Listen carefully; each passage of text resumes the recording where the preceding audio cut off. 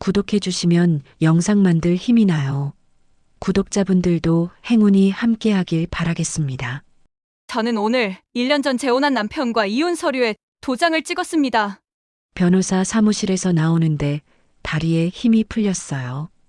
벽에 기대서서 한참을 서 있었습니다.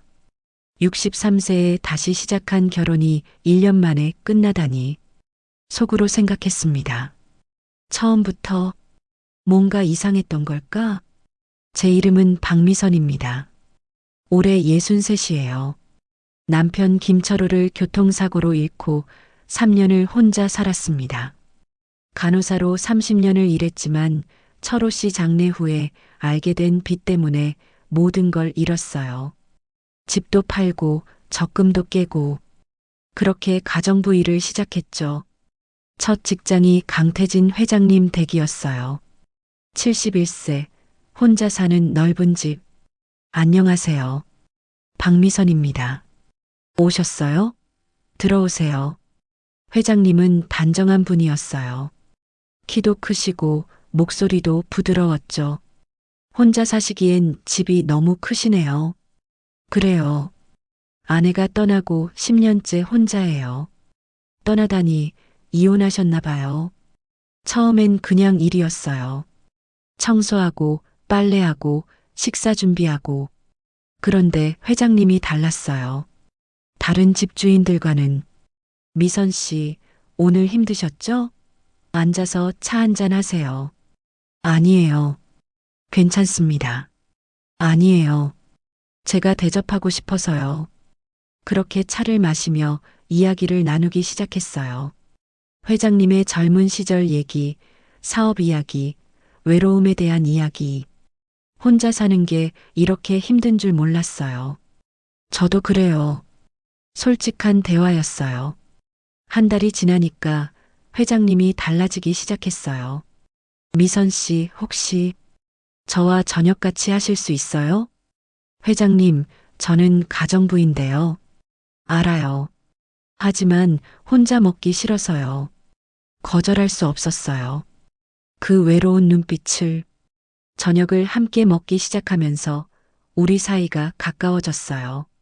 3개월이 지났을 때 회장님이 말씀하셨어요. 미선 씨, 저와 결혼해 주실 수 있을까요? 깜짝 놀랐어요. 회장님, 저는 나이도 많고, 나이가 뭐가 중요해요. 우리 서로 의지하며 살면 안 될까요? 진심이 느껴졌어요. 시간을 주세요. 생각해 볼게요. 일주일을 고민했어요. 63세에 다시 결혼이라니. 하지만 혼자 사는 것도 외로웠고 회장님은 좋은 분 같았어요. 회장님, 네. 함께 하겠습니다. 그렇게 우리는 결혼했어요. 작은 결혼식이었지만 행복했습니다. 신혼 초에는 정말 행복했어요. 회장님은 저를 아끼셨고 경제적으로도 여유로웠죠. 미선아, 오늘은 뭐 먹고 싶어? 이제는 미선아라고 불렀어요. 태진 씨가 좋아하는 걸로 할게요. 내가 좋아하는 건 미선이가 만든 거라면 다 좋아. 달콤한 일상이었어요.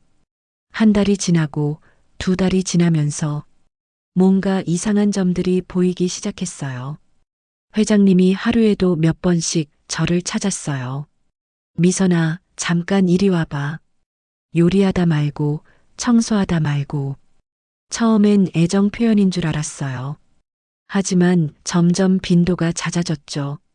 아침에도, 점심에도, 저녁에도. 태진 씨, 오늘은 좀 피곤해요. 그 말을 했을 때 회장님 표정이 확 변했어요. 피곤해? 나한테? 처음 보는 차가운 목소리였어요. 아니에요. 그게 아니라 아내가 남편한테 피곤하다고 하면 어떡해. 그날 밤 회장님은 다른 방에서 주무셨어요.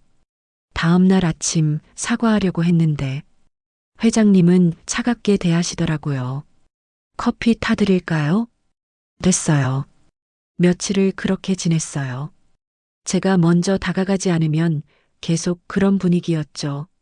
속으로 생각했습니다. 뭔가 이상한데?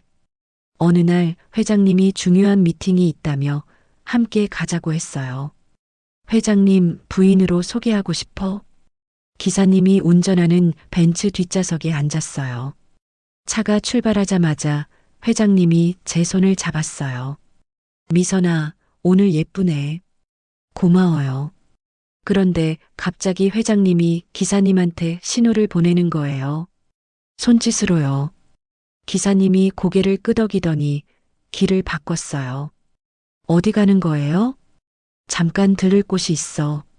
도착한 곳은 공사 중단된 아파트 현장이었어요. 아무도 없는 곳. 기사님이 차에서 내려 멀리 가버렸어요. 태진 씨, 여기가 어디예요? 미선아. 그날 차 안에서 정말 당황스러웠어요. 속으로 생각했습니다. 이게 정상인가? 그 일 이후로 자주 반복됐어요. 회사 가는 길에, 미팅 전에. 항상 그 공사 현장에 들렀고 기사님은 멀리 가 있었죠. 어느 날 점심을 준비하고 있는데 뒤에서 안아주더라고요. 미선아, 태진 씨 불 켜놓고 있는데. 괜찮아. 잠깐만. 가스불을 켜놓은 채로. 정말 위험했어요. 저녁에도 마찬가지였어요. 밥상을 차려놓고 드세요 하면 밥은 나중에 먹어도 돼. 매일, 정말 매일이었어요. 하루에 서너 번씩. 처음엔 사랑인 줄 알았는데 점점 부담스러워졌죠. 71세라는 나이가 믿어지지 않을 정도로 집요했어요. 어느 날 밤 정말 지쳐서 말했어요. 태진 씨, 우리 조금 쉬었다 해요. 제가 너무 힘들어요. 회장님 얼굴이 굳어졌어요. 힘들어? 아내가 남편한테 그런 말을 해? 그게 아니라 너무 자주. 다른 남자들은 다 하고 있는데 나만 못하라는 거야? 그 말에 충격받았어요. 무슨 말씀이세요? 인터넷에 보니까 70대도 건강하게 생활하던데. 회장님이 휴대폰을 보여줬어요. 온갖 건강 정보들, 영양제 광고들. 이런 것까지 보세요?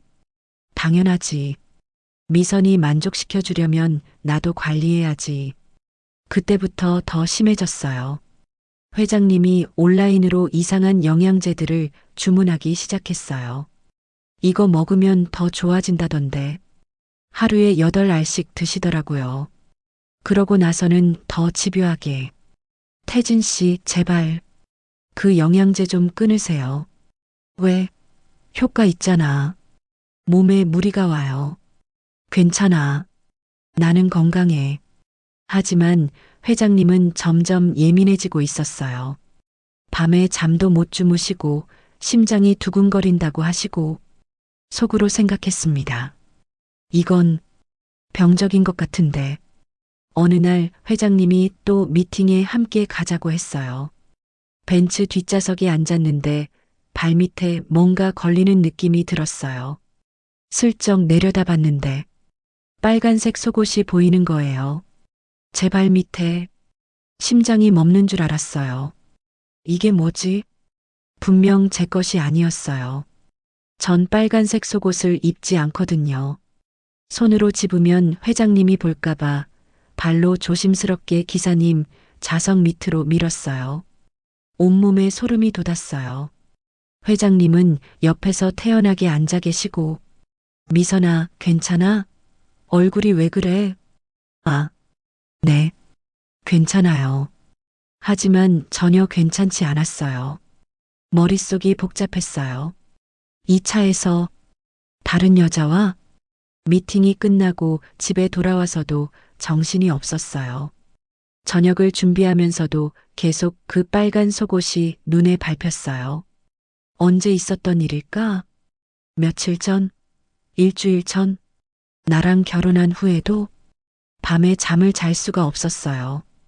다음 날 회장님이 출근하시고 나서 저는 기사님한테 전화했어요.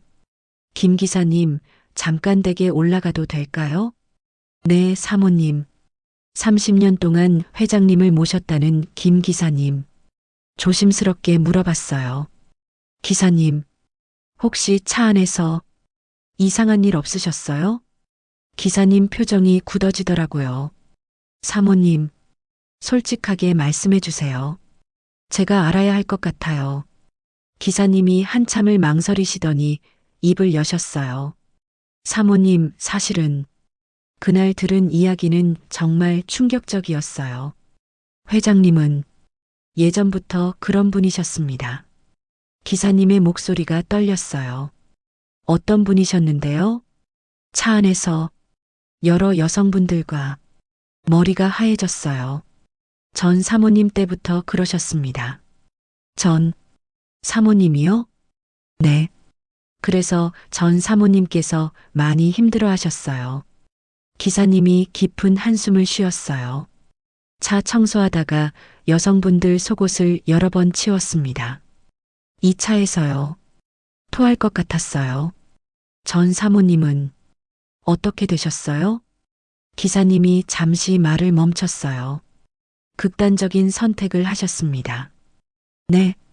우울증이 너무 심하셨어요.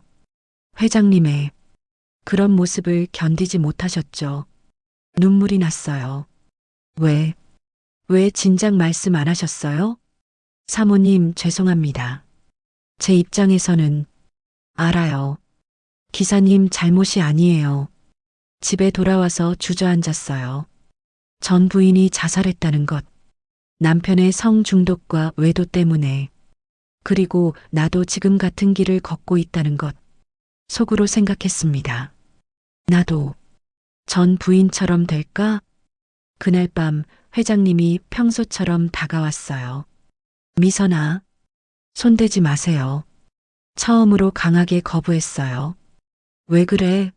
무슨 일 있어? 알아요. 다 알아요. 뭘 알아? 차 안에서 발견한 거요. 그리고 기사님한테 들었어요. 회장님 얼굴이 굳어졌어요. 그게 전 부인 이야기도 들었어요. 왜 저한테 그렇게 중요한 걸 숨기셨어요? 미선아, 오해야. 그건 오해가 아니에요. 제가 직접 봤어요.